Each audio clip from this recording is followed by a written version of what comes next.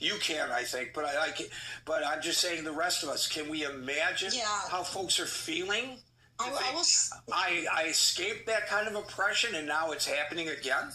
Yeah, I know I need to end. I'll say this, that the reason that came back to my mind was because, like, the guanacos in Chile, it was the armored tanks, and they call them guanacos because it's a kind of animal that spits, and these things used to shoot out like water cannons at protesters all the time and stuff. But, you know, seeing these armored vehicles driving around like LA and places like that, people don't realize the long-term effects of this is going to be something on this nation's psyche, and I think history's not going to be kind to it.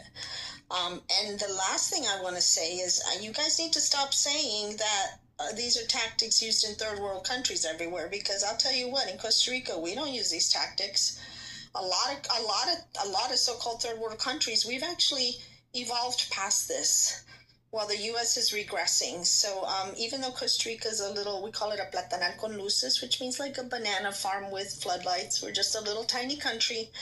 We don't use these tactics. I mean, we also don't have an army. The best beaches, right? The best beaches? Is that true? Beaches? Oh, yeah. Yeah, that's what I hear. The best beaches. Yeah, we literally don't have an army, so I guess that's not a great analogy. But a lot of so-called third world countries have actually moved past this type of thing. So, okay, thank you. Thank you, Barbie. A lot of people on stage. We're going to not bring anybody else up onto the stage, but we will get to everyone here, I promise. I just want to make another point, and that has to do with quotas.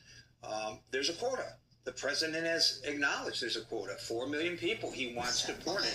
That's a quota in 4 years. In law enforcement, it has been proven over and over again. And that's why when they have quotas and they're accused of having quotas, the police department denies it, because it is counterproductive to have quotas, because people who officers ought not to be going after, they can, but they're supposed to use discretion. They go after this low-hanging fruit in order to meet their quotas.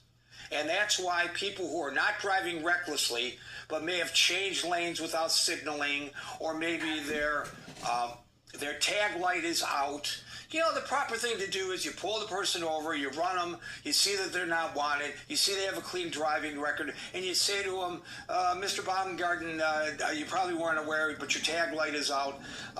You can actually, they sometimes even give them a ticket, which if you show that it's been repaired, it depends on the